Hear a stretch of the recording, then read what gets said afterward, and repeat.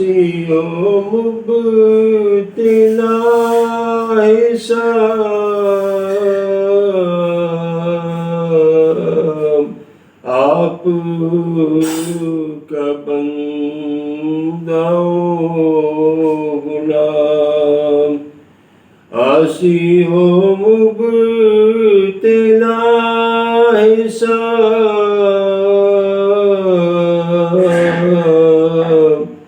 آپ کا بندہ و غلام آیا ہے اب فیصلہ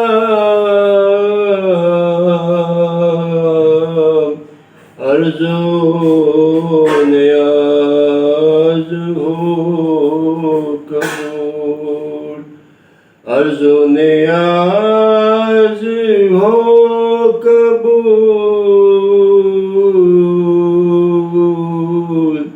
روح فدا کا یا رسول صلی علی نبینا صلی علی محمد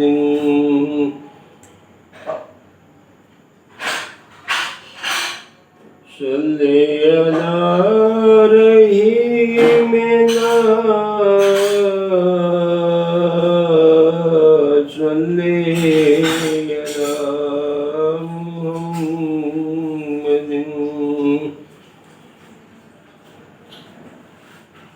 السلام علیکم جی، welcome back to my channel. کیسے ہیں آپ سب لوگ؟ امید کرتی ہوں بالکل ٹھیک ٹھاک ہوں گے. تو یہاں جی صبح سحری کے ٹائم میرے بابا پڑھ رہے تھے نعت، وہ میں نے ریکارڈ کر لی تھی آپ لوگوں کے لیے تاکہ آپ لوگ بھی سن لیں. اور ہم نے بنایا تھا جی آلو قیمہ، لاسٹ ولاگ میں میں نے شیئر کیا تھا. تو بس ہم نے سحری میں وہی کھایا. اب میں آ گئی ہوں کچن میں چائے بنانے کے لیے. چائے تو مسٹ ہے نا، اس کے بنا تو کوئی رہ ہی نہیں سکتا ہمارے گھر میں. اور بابا تو خاص طور پہ، اور بھائی کو بھی چائے بہت پسند ہے. ماما کو اتنی پسند نہیں ہے، اور میں تو بالکل پیتی نہیں ہوں، آج تک میں نے کبھی چائے پی نہیں ہے. اور مجھے نہیں پتا لوگ چائے کے بنا کیسے نہیں رہ سکتے. مجھے نہیں چائے اچھی لگتی، آئی ڈونٹ نو وائی. اور دودھ وغیرہ بھی نہیں پسند ہے مجھے، بس دہی میں کھاتی ہوں، مجھے وہی پسند ہے. تو یہاں جی میں بنا رہی تھی کڑک چائے، اور چائے وغیرہ جو ہے بنانے کے بعد اب جو ہے اور کام کرتے ہیں، اور وہ ساتھ ساتھ میں آپ کو دکھاتی جاتی ہوں. آج کی ویڈیو تھوڑی لمبی ہے کیونکہ اس میں نے تھوڑی بہت ریسیپیز بھی آپ کے ساتھ شیئر کی ہیں. کل اتنی زیادہ ریسیپیز شیئر نہیں کی تھی، جس کی وجہ سے جو ہے وہ ویڈیو جو ہے چھوٹی تھی. تو یہاں جی یہ چائے بن چکی ہے، اور کلر بھی چائے کا اچھا سا آ گیا. اب میں چائے کو جو ہے وہ کپ میں نکال کر اور بابا کو دے کر آتی ہوں.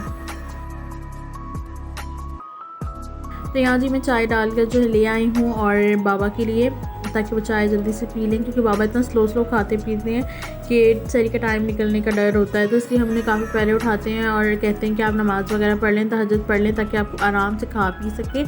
اور بابا کے لیے چائے بنائی ہے، اور ہم جو ہے وہ لسی پئیں گے. ماما اور بھائی نے بھی پی ہے چائے، بٹ میں نے بالکل لسی پی ہے کیونکہ میں چائے نہیں پیتی ہوں. I don't know Y. آج مجھ سے بالکل ریکارڈنگ نہیں ہو رہی، اور میرا بالکل دل نہیں چاہ رہا کہ میں نا ویڈیو ڈالوں. تو جی اس کے بعد ہم لوگ سو گئے قرآن پاک وغیرہ پڑھ کر. اور میرا چوتھا سپارہ چل رہا ہے. آپ کا کون سا سپارہ چل رہا ہے مجھے ضرور بتائیے گا. ہاسپٹل اس لیے آئے ہیں کہ بابا کا چیک اپ تھا، اور رمضان میں ہمیں ٹائم نہیں ملا. رمضان سے پہلے ہمیں ٹائم نہیں ملا، تو رمضان میں اپوائنٹمنٹ ملی ہے ڈاکٹر کی. تو ہم وہاں آئے ہیں چیک اپ کروانے کے لیے. جو بابا کے ہارٹ کے ڈاکٹر ہیں جنہوں نے بائی پاس کیا تھا، تو روٹین چیک اپ تو لازمی ہوتا ہی ہے. روٹین چیک اپ ہمیں کرواتے رہنا چاہیے، کیونکہ اگر روٹین چیک اپ نہ ہو تو پھر کوئی نہ کوئی مسئلہ ہو جاتا ہے. اب بابا کا چیک اپ وغیرہ ماشاء اللہ ہوا، بابا بالکل ٹھیک ہے، کوئی پرابلم نہیں ہے. بٹ ویکنس ہے ان کو وینٹیلیٹر کی وجہ سے. جو گلے میں بلغم وغیرہ تھی تو وہ ہوتی ہے، آواز تھوڑی ان کی ٹھیک نہیں ہے ابھی. جیسے ابھی آپ نے نعت سنی تو وہ صحیح طریقے سے جو ہے وہ نعت بھی نہیں پڑھ پا رہے. اور یہ انکل جو ہے ان کو میں نے دیکھا بالکل میرے بابا جیسے جو ہیں وہ لگ رہے تھے مجھے. वैसे ही बहुत मुश्किल से उठे और आए बाहर, बहुत मुश्किल से चल रहे थे। मुझे बाबा का वो टाइम याद आ गया जब हम बाईपास के बाद फर्स्ट टाइम बाबा को लेकर गए। उसके बाद जी यहाँ डॉक्टर का टाइम हो चुका है, हमारा मतलब नंबर आ चुका है डॉक्टर के पास जाने का, और हम जा रहे हैं डॉक्टर के पास। ये डॉक्टर बहुत अच्छे हैं, डॉक्टर सनाउल्लाह जुनेजो जो डॉक्टर शाहिद समी के असिस्टेंट हैं, और बहुत ही अच्छे से जो है वो ट्रीट करते हैं पेशेंट को। इनके लहजे से, इनके इखलाक से ऐसा लगता है जैसे कि ना बंदे की सारी बीमारी ख़त्म हो गई हो।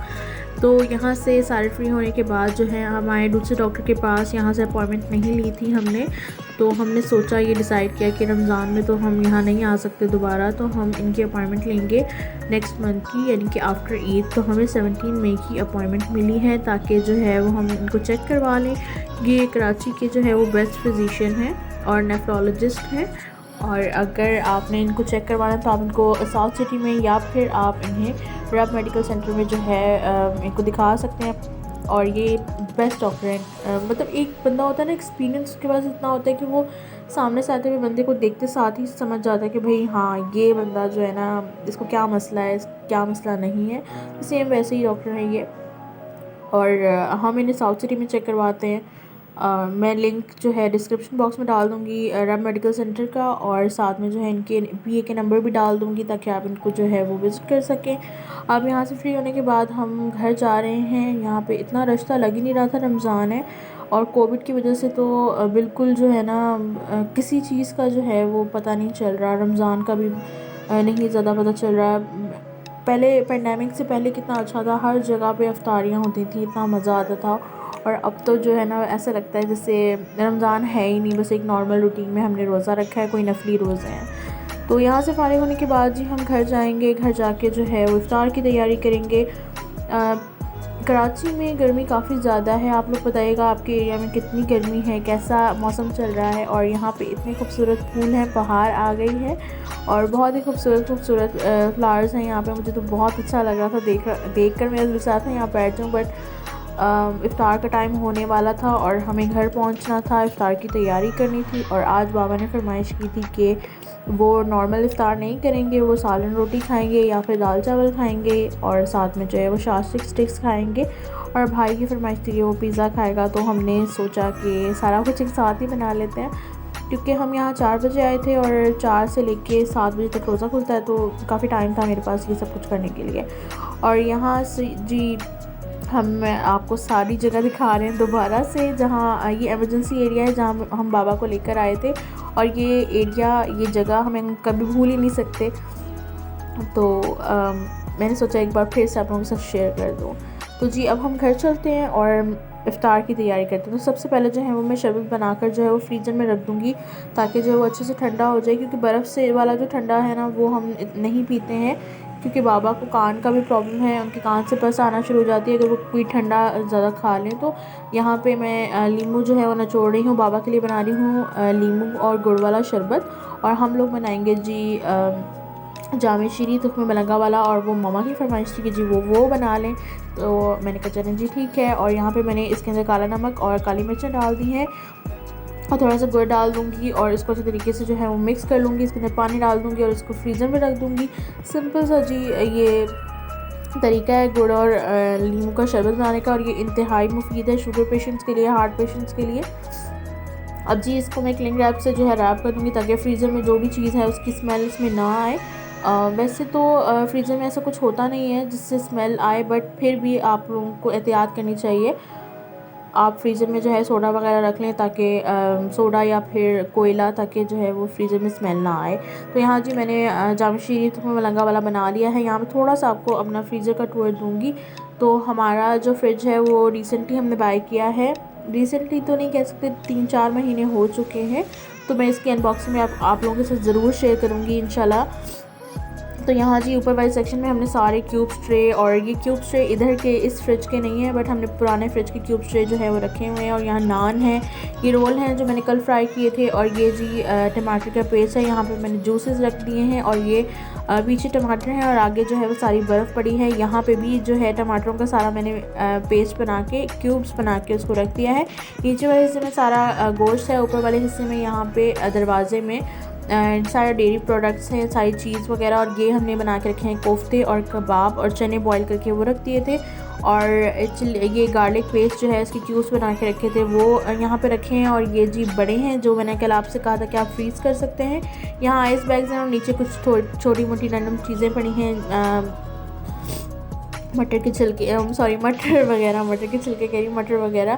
اور یہ ٹائم آ گیا ہے کہ ہم نے -25 ڈگری سینٹی گریڈ کر دیا ہے فریزر کا ٹیمپریچر، بٹ پھر بھی جو ہے وہ ایک دم چیزیں نہیں جمتی، کافی ٹائم لگتا ہے۔ اور یہاں جی میں آ گئی ہوں شاشلک بنانے کے لیے۔ اس کے لیے میں چکن کو میرینیٹ کروں گی۔ دہی لے لیا ہے، دہی میں نے اجوائن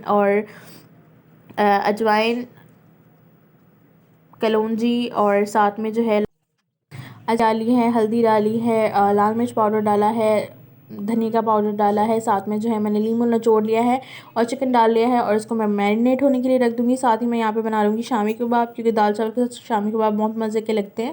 تو یہاں جی میں نے 2 kg جو گوشت لیا ہے، اور ساتھ میں نے 1 kg جو ہے وہ دال لی ہے، ہاف کوانٹٹی میں دال لیتے ہیں۔ اس میں میں نے جی ڈال دی ہیں لال مرچیں موٹی والی، اور ساتھ میں ادرک لہسن کا پیسٹ ڈال دیا ہے، گرم مسالہ ڈال دیا ہے۔